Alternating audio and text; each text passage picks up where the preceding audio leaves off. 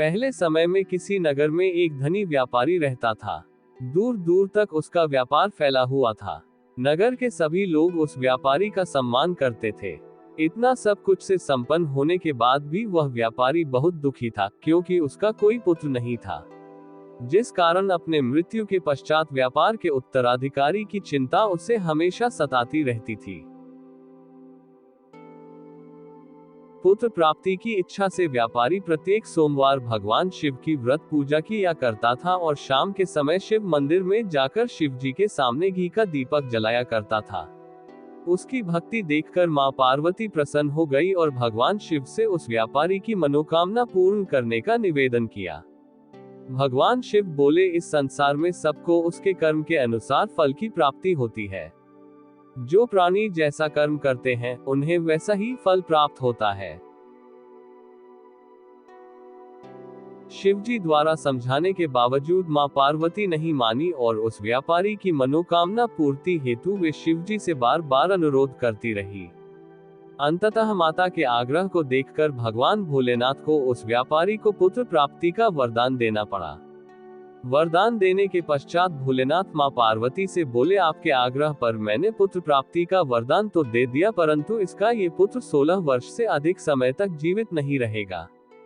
उसी रात भगवान शिव उस व्यापारी के स्वप्न में आए और उसे पुत्र प्राप्ति का वरदान दिया और उसके पुत्र के 16 वर्ष तक जीवित रहने की भी बात बताई। भगवान के वरदान से व्यापारी को खुशी तो हुई, लेकिन पुत्र की अल्पायु की चिंता ने उस खुशी को नष्ट कर दिया।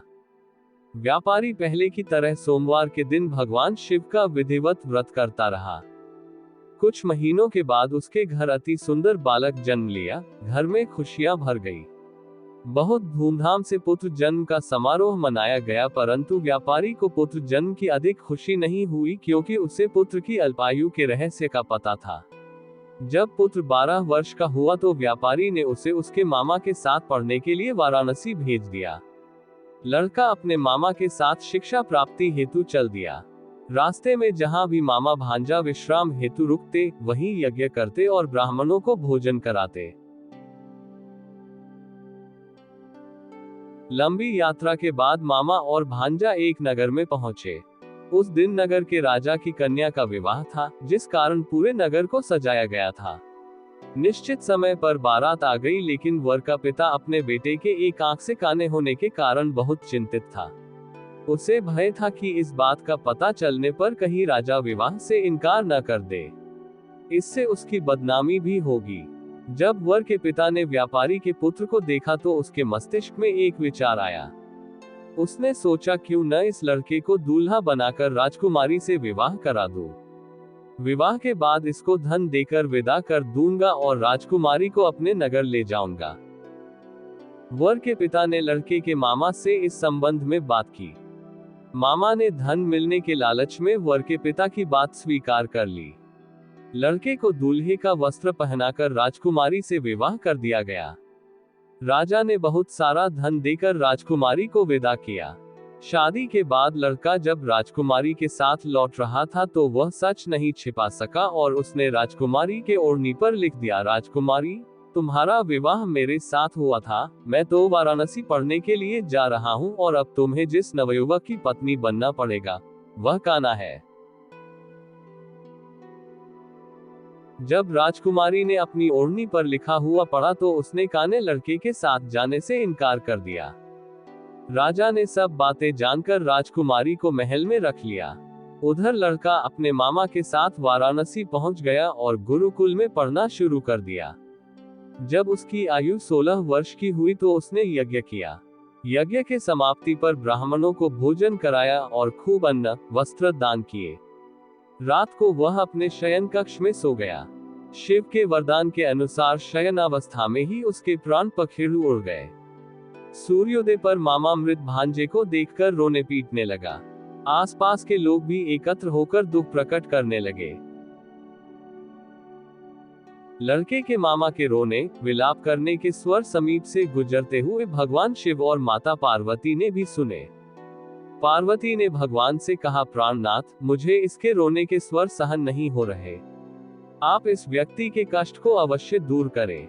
भगवान शिव ने पार्वती के साथ अदृश्य रूप में समीप जाकर देखा तो भोलेनाथ पार्वती से बोले, ये तो उसी व्यापारी का पुत्र है जिसे मैंने 16 वर्ष की आयु का वरदान दिया था।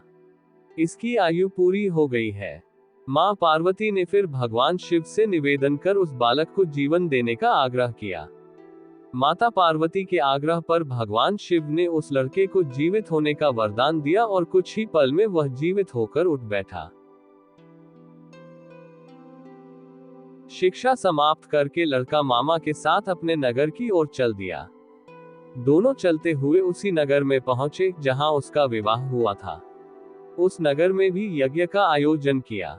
समीप से गुजरते हुए नगर के राजा ने यज्ञ का आयोजन देखा और उसने तुरंत ही लड़के और उसके मामा को पहचान लिया।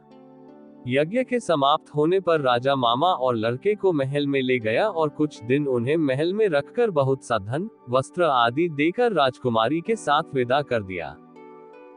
इधर भूखे प्यासे रहकर व्यापारी और उसकी पत्नी बेटे की प्रतीक्षा कर रहे थे। उन्होंने प्रतिज्ञा कर रखी थी कि यदि उन्हें अपने बेटे की मृत्यु का समाचार मिला तो दोनों अपने प्राण त्याग देंगे, परंतु जैसे ही उसने बेटे के जीवित वापस लौटने का समाचार सुना तो वह बहुत प्रसन्न हुआ।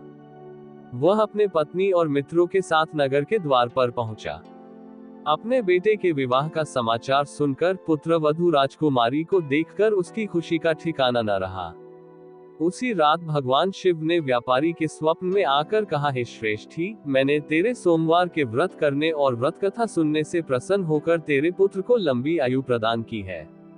पुत्र की लंबी आयु जानकर व्यापारी बहुत प्रसन्न हुआ। सोमवार का व्रत करने से व्यापारी के घर में खुशियां लौट आईं। शास्त्रों में लिखा है कि जो स्त्री पुरुष सोमवार का विधिवत व्रत करते और व्रत कथा सुनते हैं उनकी सभी इच्छाएं पूरी होती हैं।